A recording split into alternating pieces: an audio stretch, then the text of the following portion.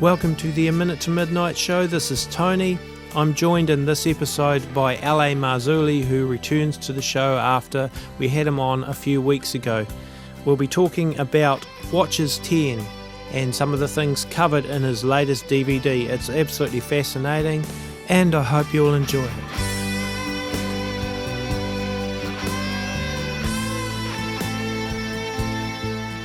We welcome back L.A. Marzulli to the A Minute to Midnight show. It's great to chat with you again, L.A. Great to be here, Tony. Thanks for having me on. It's a pleasure. I know our audience really enjoyed your last show, and it's still getting well and truly watched, so I'd say people will be quite excited about having you on again. Since we since we last caught up, you've released the Watchers 10 DVD. I've watched it and found it really fascinating. There's a lot in there, and I'm sure it will stretch many people's concepts of the past history of the Earth and even today's world in regards to giants and Nephilim and what people may consider to be fairies, etc. Maybe you could give our listeners a little bit of an overview of what you covered in the Watchers 10 DVD. Well, Watchers 10 is, and I would tell people this before we released it, I was having trouble getting my head around what we discovered and what we talk about in Watchers 10. I mean, it's just beyond the pale. And it starts off with a fairy segment. When I say fairy, that's what my business partner Richard Shaw calls it. Jaime Maussan, who's where we got this thing from, calls it the creature. I call it the winged nightmare. So you got three different names applied to this thing. It's about 9 inches tall. It's got wings. It's got a human face, pointy ears, teeth like a lion, a tail like a scorpion. It's got arms and legs, hands and feet. It looks like a miniature human being, except it's got wings. And we x-rayed this thing. We didn't, but we had access to the x-rays. And it's real. A veterinarian came on the record and stated on the record that, and to the best of his knowledge and ability as a veterinarian, it was not a composite. It was real. And, of course, more testing needs to be done on this thing. And when we saw this, which was 3 years ago in Mexico, we actually interviewed Ricardo Rengel, who's a geneticist working with Jaime Maussan down there. Jaime Maussan's got one of the longest-running UFO weekly TV shows in Mexico, seen by upwards of 4 million people. Everybody knows Jaime down there. He's on every week. So Jaime showed us this thing, and we were completely bowled over by what we were looking at. And we interviewed Jaime about it. We also interviewed Ricardo Rengel about this fairy creature, winged nightmare. And we sat on it basically for 3 years until Jaime allowed us to present it. And we present it in Watchers 10. The big thing, the big breakthrough for me was this. In the x-rays, it shows a very complex skeletal system. It also shows that the arms and leg bones are like a chicken. They're hollow. It shows a very dense structure where the wings are attached to the back of this creature, with all of which you would expect to see in an x-ray from something that's real. Again, the vet stated that if it was a composite or a hoax, which he couldn't imagine how, it was done masterfully. I mean, just absolutely masterfully, because everything fit so perfectly together and made such anatomical sense to him. So one of the big things that we saw in the x-ray, and this had troubled us literally since we saw the x-rays 3 years ago when we were in Mexico, were these BBs that were placed asymmetrically in the creature's body. We had no idea what they were. And by looking at them, I was leaning towards, well, this is how they glued this thing together. Yeah. This is part of the hoax. And that's what I was really troubled by these things. And so when I went to the vet and I asked him, well, what do you think these round things are? Because we didn't know what they were. Yeah. And on the radiograph and an x-ray, where something material is, where bone or any type of material is very dense, then that part of the x-ray shows up very, very white. And that's why these round spherical objects were placed asymmetrically through the creature's body. We didn't know what they were, but they were very, very bright, very dense. And they were all very uniform. Same size.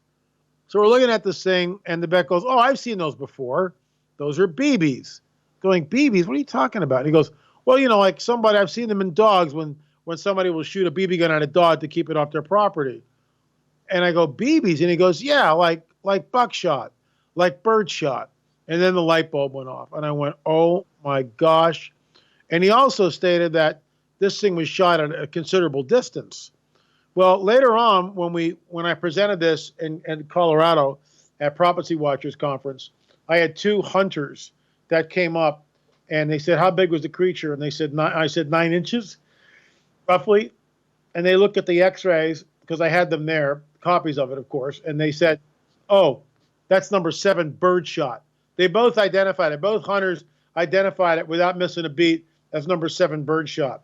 So once we found that out, that it was birdshot, the hunters also stated that it was shot between 50 and 75 feet away.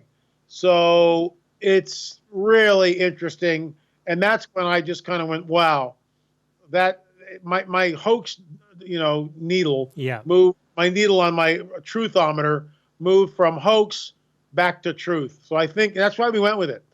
Richard Shaw and I, Richard's the co-producer and the director of the Watchers series, and we both believed and agreed that it's not a hoax, that it's the real thing. Yeah, the one thing, of course, everyone would have loved to have seen DNA samples, but you weren't able to get any of those. Well, we did have DNA samples, but they were very degraded because the problem is when the thing soaks in an alcohol solution, it degrades the DNA. So we're in the process of trying to figure out how to make it work. In other words, can we get samples and somehow decontaminate it? Can we get samples from a part of the body which might not be contaminated from the formaldehyde? And that's what we're working on. Right.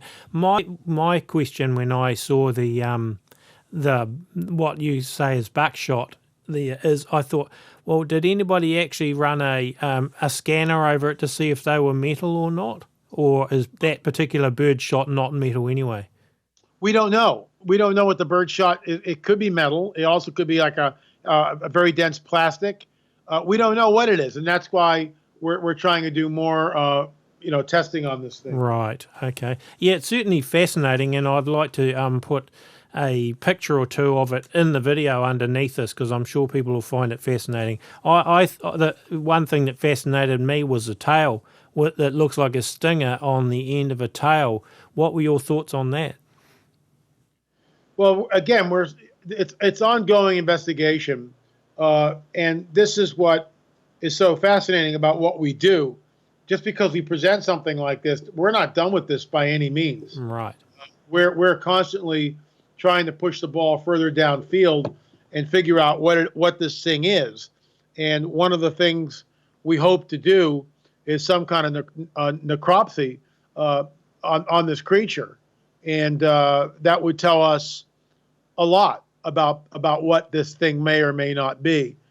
Obviously, if we can get the creature into the States and we can do a necropsy on it, one of the first things we would try to do would be to take one of these pellets out of the thing and take it down to a laboratory that we use and put it in the scanning electron microscope.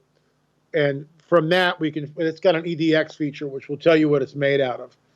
And that will put the veterinarian's hypotheses that it's birdshot to bed. We'll know once and for all what we're looking at. Yes.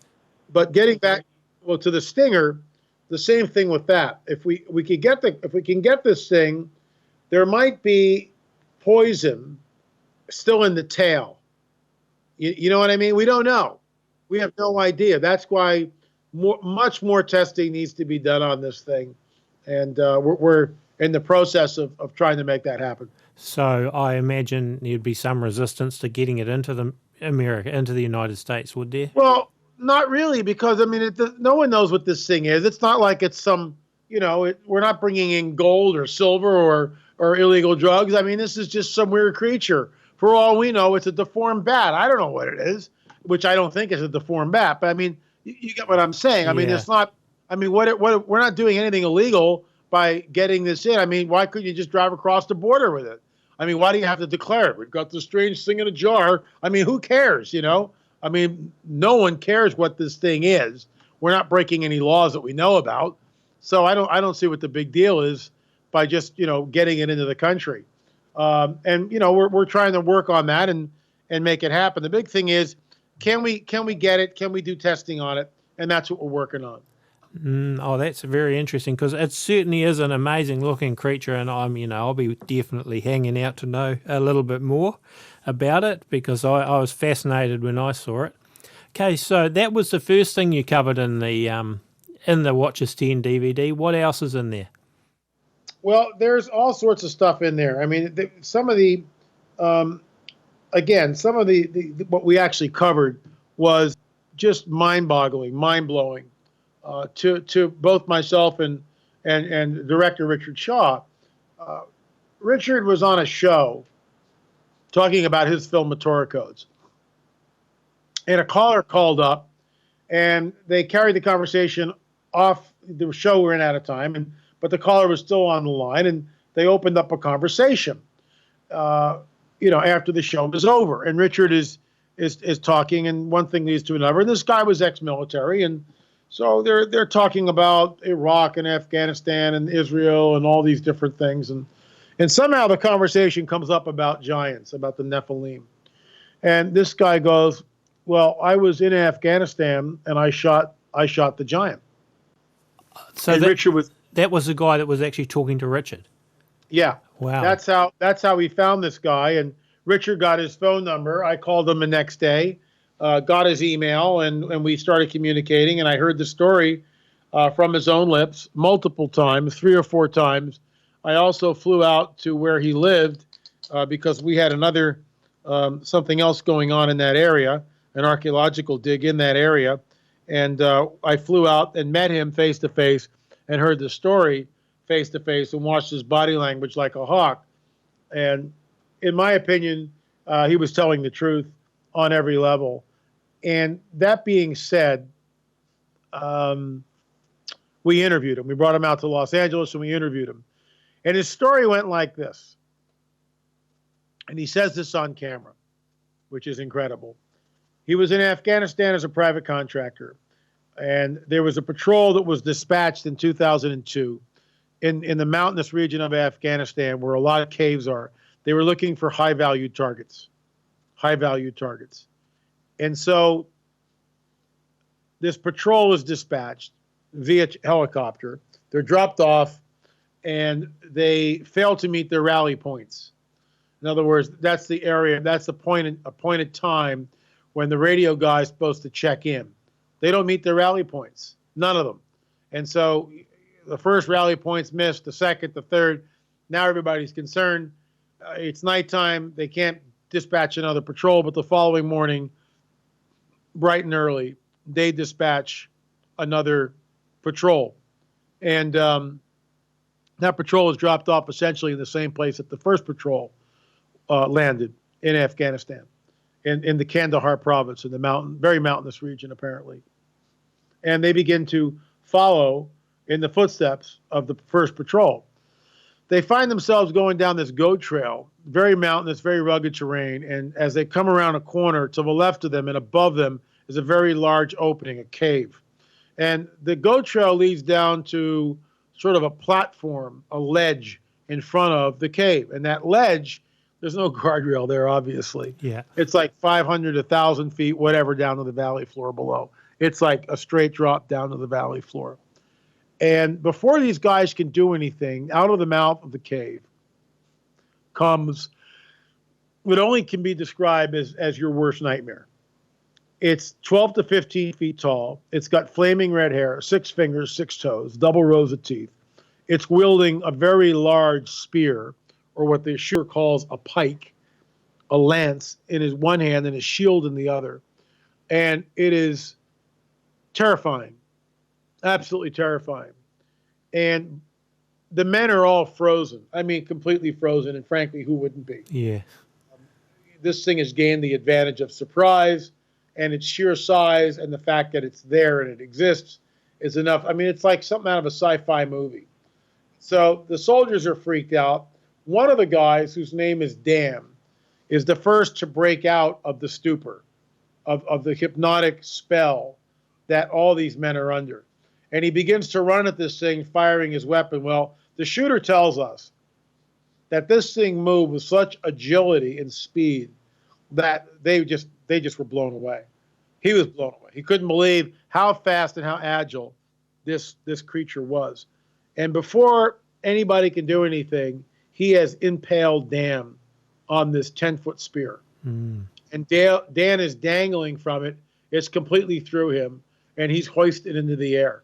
And the giant is coming after more. And that's when these guys break out of their stupor or their trance-like state, and they start firing at him.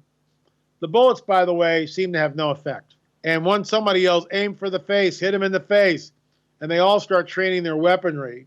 And there's like, 10, 12 guys or more on this thing, on its face.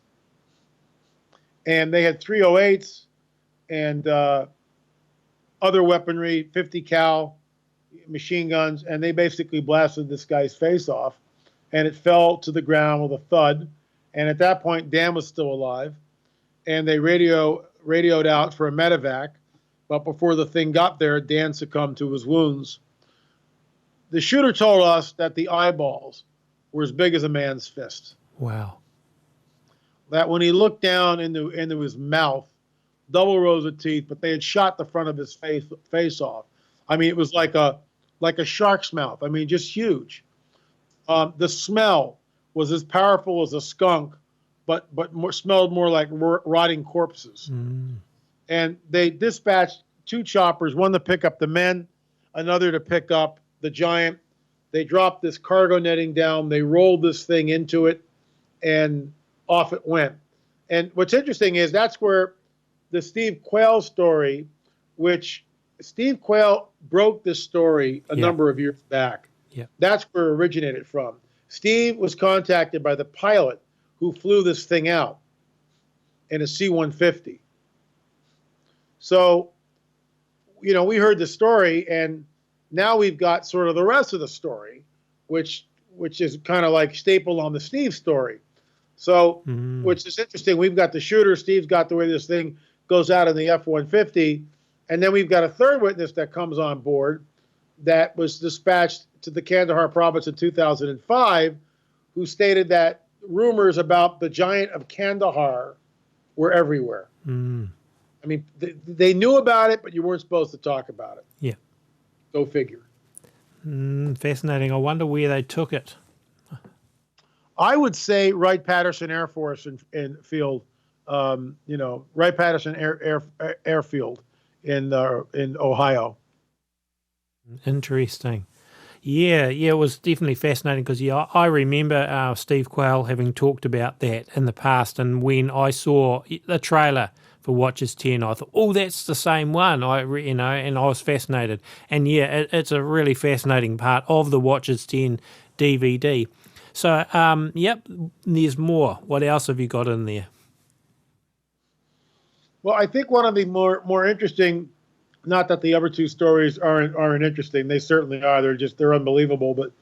But there's a presentation I do when I'm out speaking at conferences, and it's called An Academic Conspiracy, because there is an academic conspiracy, Tony, in my opinion. Yeah. And a couple of years ago, I flew out to Catalina Island, and Catalina Island is off the coast of California, directly opposite Los Angeles.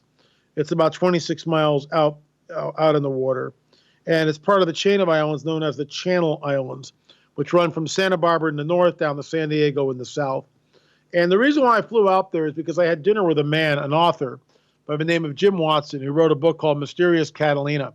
And in that book, he had a chapter on an archaeologist that was employed by the High Museum back in the 1919 and 1921. The man's name was Ralph Glidden. And Glidden had claimed to have unearthed 9-footers. Well, Catalina is like, I can almost see it out my window, literally. I mean, when I'm up on my upper deck, I can't see Catalina, but I see another one of the Catalina Islands, St. Nicholas Island. It's right there. That's the one we see. So Jim was telling me that a cache of records that were actually the cache of records were the late Ralph Glidden's diaries, pictures, personal letters, had been locked up in a trunk and were found in the attic of the Catalina Island Museum, which is actually the Wrigley Theater, this huge round building that Wrigley, who is the heir to the Wrigley chewing gum, created. So it's a very large theater out on Catalina. You can't miss it when you come into Avalon Bay. It's this huge circular building, and the museum is underneath that. So John Borgina is the curator of the museum, and he's up there at the showing the movie on a Wednesday or a Friday night. He's already seen the movie a bunch of times. So he starts rummaging around in the attic behind the projector booth, okay? And he comes upon this trunk, and he opens the trunk up, and he knows what it is. As he begins to rummage through it, he realizes, oh my gosh, these are the lost records that Ralph Glidden has gone missing for decades. So, Jim Watson tells me about this as we're eating dinner. And I called the museum, and after negotiating a fee, which I was more than happy to pay them because that's used for their renovations in their new museum, I had access to these. So I flew out, and Jim Watson met me, and we went to the museum, and I was presented, and I went into a closed room. I had white gloves on. There was a table with white paper on it, and they asked me, what do you want to see first? I said, please let me look at the photographs. They went into a sealed vault, obviously unsealed this walk-in safe type thing, and they began to take out museum boxes, and I began to look painstakingly. I spent 10 hours there, painstakingly look at every artifact that they brought out. What I discovered were several photographs which showed elongated skulls, which shouldn't be there, 6 fingers, which shouldn't be there, and what I believe were giants. The one photograph which eventually went viral and was actually used in the finale of the History Channel's In Search of a Lost Giants. I discovered that. I had that photograph analyzed. It shows Ralph Glidden, the archaeologist that was employed by the High Museum from 1919 to 1921, standing in a recently excavated grave. And in front of him, in situ, which means that it's not a disarticulated bone pile, is a very large skeleton, very large. I gave that picture, which was 5x7, to 3 different technicians who digitized the photograph and were able to extrapolate, based on Ralph Glidden's known height of 5 foot 8 inches, that the giant that was in front of him in that recently excavated tomb back in 1919, 1920 was actually just under 9 feet. And Tony, that's huge. That is huge. Yes. A 9-footer is off the charts. Yeah. Huge. Yes, So, absolutely. I published all this in my book, On the Trail of a Nephilim, Volume 2. And if you're all interested in really getting into the nitty-gritty of it, that's where you go. That's the book you want to get, On the Trail of a Nephilim, Volume 2. So we go back, Richard Shaw and I go back to film there about 6 months after I had already been on, or a month or two after I had been already on the History Channel's In Search of a Lost Giants on their finale, where I presented my findings, including the picture and my analyses of it. And we were there, and we walk into the museum, and the Ralph Glidden exhibit had been reduced to 1 room. When I was there earlier, a couple years earlier, it was the entire museum. Now it was like sort of condensed into 1 room. And we turned a corner, and there on the wall, the first thing that we see is this blown up photograph of the picture that I discovered in the archives. I mean, that picture, Tony, was sealed in a clear plastic envelope or folder, clear plastic folder, so the thing is like protected. And then that's in a manila folder, which is in a museum box, which is placed in a vault. That's it. Never to see the light of day. Trust me, never. And I brought all that to light, and that was real research. Well, we walk in, and there's the picture. There's my picture. It's blown up 2 feet wide by about 18 inches high, except the giant, which was 9 feet in length, was cropped out of the picture. Yeah. There is no skeleton in front of Ralph Glidden. It's been cropped out of the picture. Tony, that's damage control. Absolutely. That's damage control.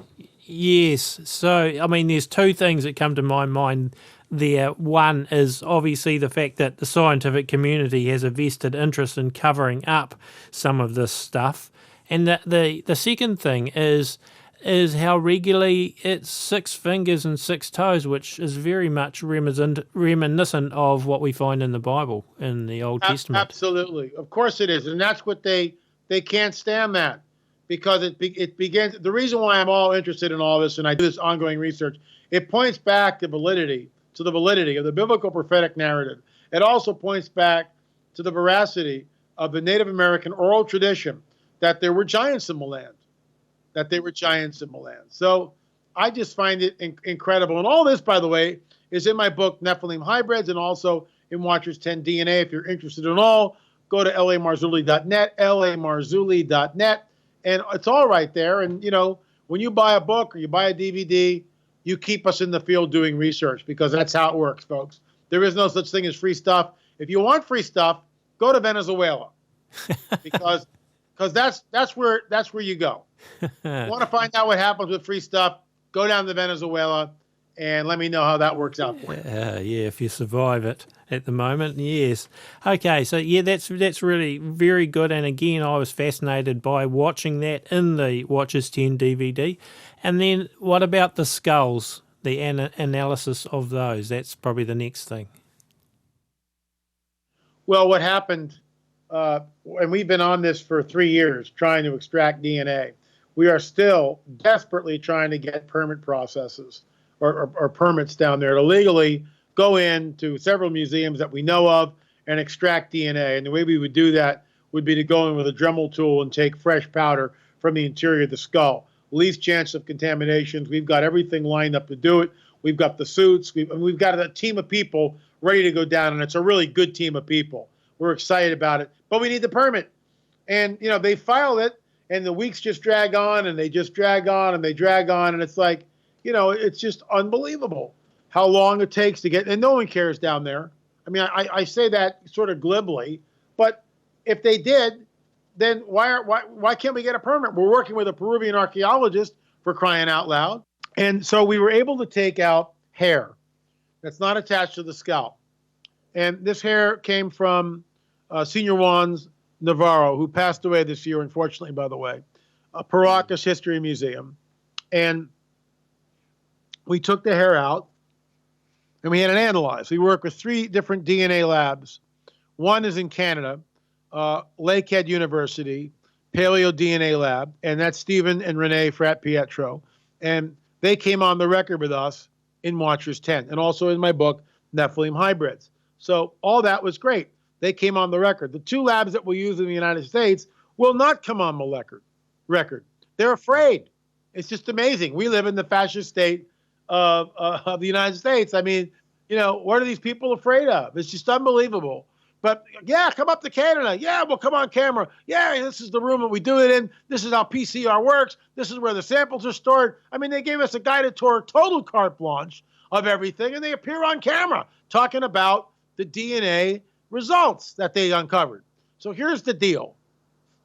The one lab, which we weren't allowed to film at, and they would not let us use the letterhead, and that's fine. I could care less. You know, the only time people, oh, it's peer review, LA, we need to have a trail. I'll show you the report, but there's no name on the report, and there's no place where the thing is, you know, the lab's not there. They're not going to come on the record. So you're going to have to take my word for it. Or you can go to the Canadian lab, which did some of the testing, and look at their results. Here's the results. We had 5 skulls to test, all right? And the hair samples, we were able to extract mitochondrial DNA. Mitochondrial DNA. That comes from the mother's side of the family. The haplogroup, and the haplogroup is origin. Where is this from?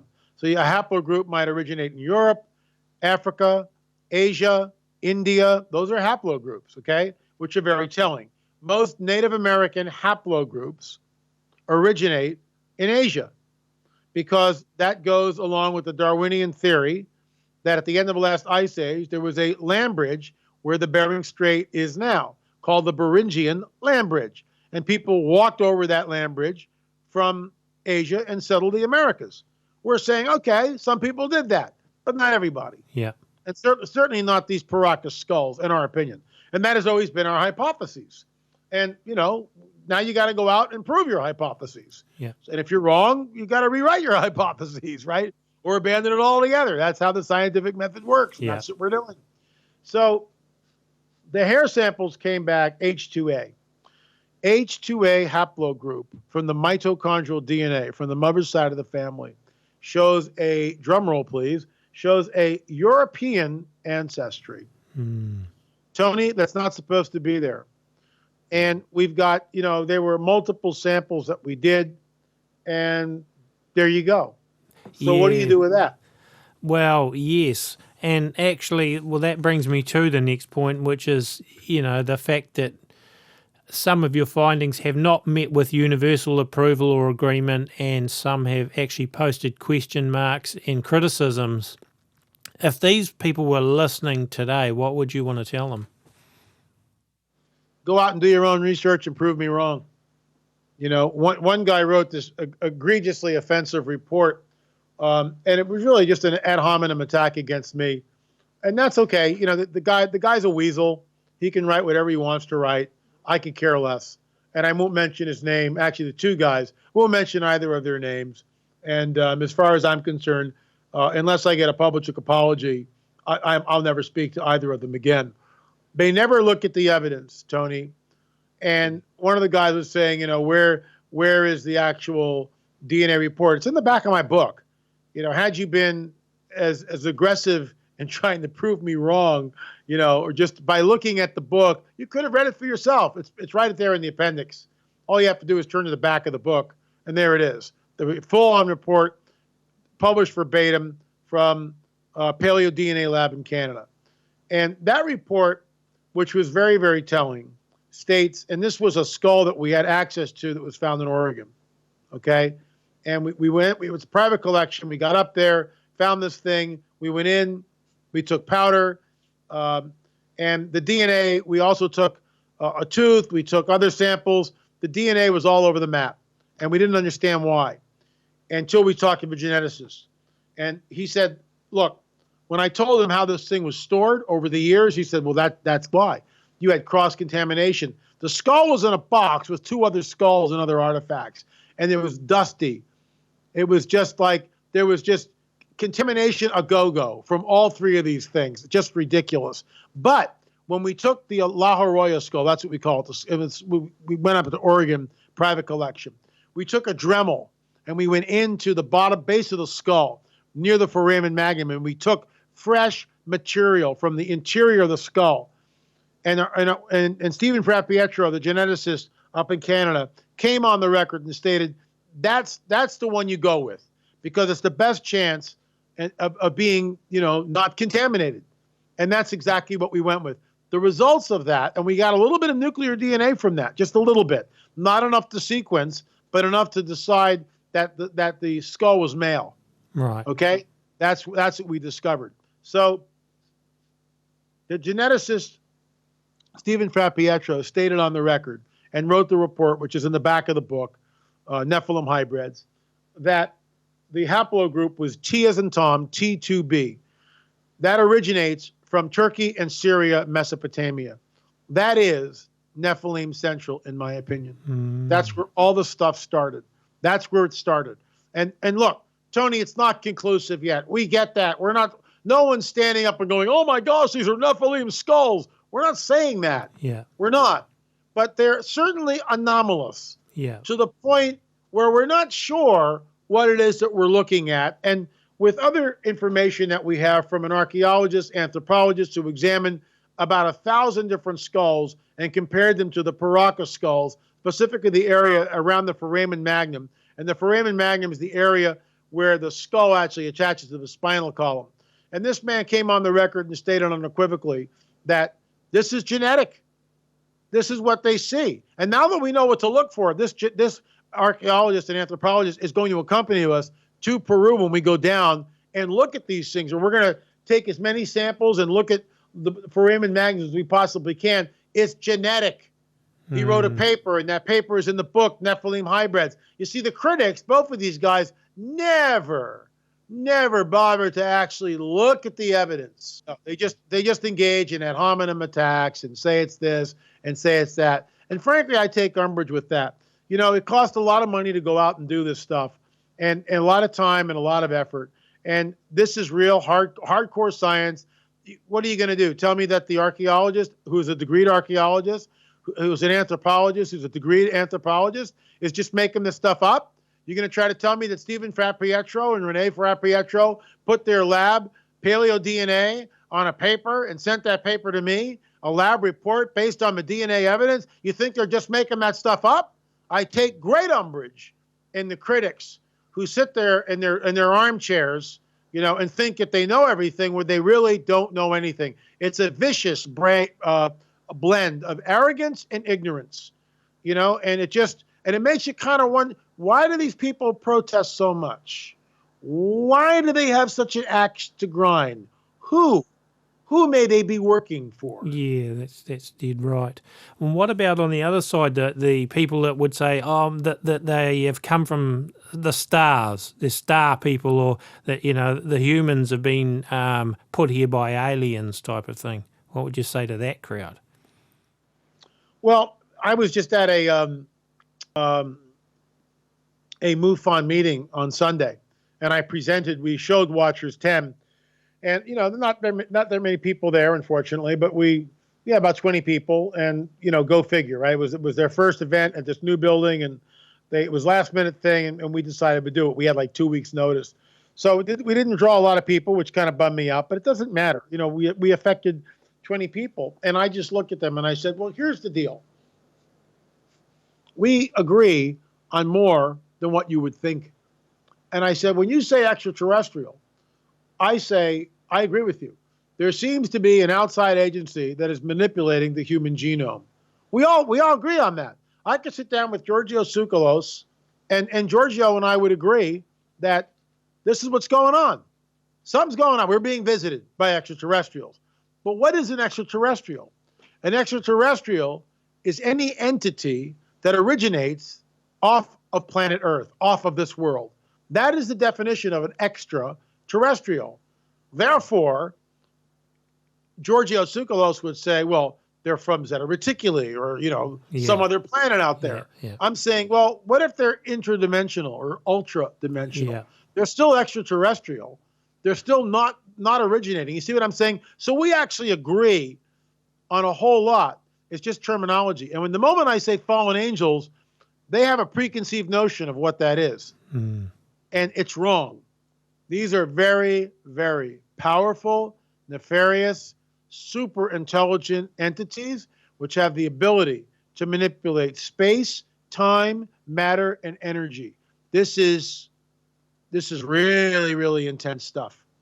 Very, very intense stuff. And I'll tell you one more thing, Tony. There's an author, you probably know him, Graham Hancock, who wrote a book called The Supernatural, or just Supernatural. And he's down in South America, and he's studying under a shaman, and he's engaging in numerous ayahuasca trips, ayahuasca meetings. And for those of you who don't know what ayahuasca is, it's a very, very, very potent hallucinogenic. So much so that those who take it, I mean, you're out of here for 20, 30 minutes. I mean, you are. Now, I've never done it, and I would never do it, obviously. Yeah. But, you know, it's just that's crashing the gates of heaven, and we're told not to do that. You're not allowed to do that kind of stuff. And all drugs are that way. It's called pharmakeia. That's why occultists use it, because it puts you into the lower astral, the place where, and I'll get to that in just in a second, the denizens of the demons. And I realized, oh, that's ridiculous. No, it's not. Here's why. So Graham Hancock's out there. And first of all, ayahuasca is this very complex recipe. Where did that come from? So some monkey fell out of some tree someplace with the, a letter for the recipe for ayahuasca. I mean, how would you do this? How would you do this? Where did it come from? A bunch of native guys, well, if we try this plant and this plant, we mix them together and boil them down, and come on. Yeah. It was given to them, in my opinion. Yeah. Again, by extraterrestrials, by fallen angels. All right? So Graham Hancock is doing the ayahuasca, and he's kind of blown away. because he's in this place, and what he's seeing there are the gray aliens, the little short grays with the big black wraparound eyes. And he's saying to himself, what is going on now? Why am I seeing this? Why is this here? And he's totally blown away by what he sees. At the end of the book, and frankly, Graham, if you're listening to this, shoot me an email at la@lamarzulli.net. I mean, I'd love to talk to you about all this stuff and give you another insight if you're open to it. Because he and I are only one step away from agreeing. That's it, one step away. At the end of the book, Tony, Graham Hancock states on the record that whoever these entities are, they are obsessed with mating with us. They are obsessed with creating some sort of a hybrid entity. And that's exactly what the Genesis 3 and the Genesis 6 biblical prophetic narrative states, that the seed, which is sperma, of the serpent will be at enmity with the seed of the woman. The seed of the woman, thousands of years later, becomes Messiah, Jesus, Yeshua. And the seed of a serpent, 3 chapters later, erupts into what we know as the birth of the Nephilim, which is the progeny of fallen angels and the women of earth, creating this hybrid entity known as the Nephilim, which was never supposed to be here. And of course, there's accounts of that in Genesis, and there's also a whole lot of other extra biblical books, like the Book of Enoch and Jasher, and a whole lot of others that talk in more depth about it. Yeah. So where to from here? What's the next plan now that Watchers 10 is out? Well, we've got, and for those of you who, you're in Australia, right? So well, New Zealand, not quite New Australia. Zealand. Okay, sorry. Sorry. But a lot of people, especially shipping overseas, things can get costly. Well, we're on Vimeo. All Watchers 10. Oh, sorry. The cavalry's coming. Yeah. No, all 10 installments, Watchers 1 through 10, are now on Vimeo. So you can just go to our Vimeo channel, which is LA Marzulli, and just watch them, for a lot less money. And there you go. And if you want to buy them, that's great too. You can go to lamarzulli.net, lamarzulli.net. We've got the 10-pack, which we're selling for like $99, plus there's some bonuses, which is just a great deal. If you were to buy each one individually, it'd be $200. So that's the place to go, lamarzulli.net, or go to our Vimeo channel, lamarzulli.net. And you can also check us out on ppsreport.com, or go to my YouTube channel, LA Marzulli. We've got about 35,000 subscribers and growing like crazy. That's just in 8 months, by the way, with our YouTube channel, LA Marzulli. You can see all of those half-hour TV shows, which are produced in our studio here. We're up to 20 of them now, and they're all what we believe is cutting-edge information. Great. Yeah. And so is there plans for a Watchers 11? There is. We're actually in production, in pre-production of it, and we're excited about it. And it will more than likely be on the UFO disclosure. We're revisiting the entire UFO phenomenon because it's not going away. It's real, burgeoning, and not going away, as I say many times. Yeah, well, that sounds interesting. Yes, I expect that there is going to be some sort of a disclosure in the near future, and of course the Vatican will be somewhere in the middle of it all. So that'll be interesting to see what you come up with in lines of that. So have you got any closing things you'd like to share?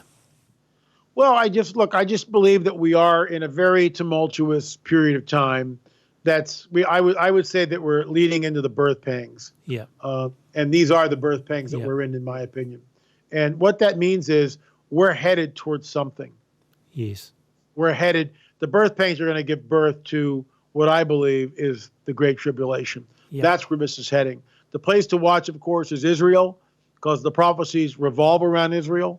And Israel right now is surrounded by countries that pose an existential threat to her. Anti-Semitism is reaching a fevered pitch. Just over the weekend, or just recently, the Italians stood up in an Italian stadium giving a Nazi hand salute as the Israeli soccer team came into the stadium. I mean, that's where are we, man? What's going on That's here? crazy That's stuff. how wacky it is. Yeah, I actually saw a headline this morning about Jews being forbidden to pray in certain parts of their old temple area, and it's crazy. The Muslims have sort of got it. So yeah, the whole thing is sort of descending into madness, but it has all been foretold. It's not like it's really a surprise. It's just like it's kind of astonishing watching it all unfold.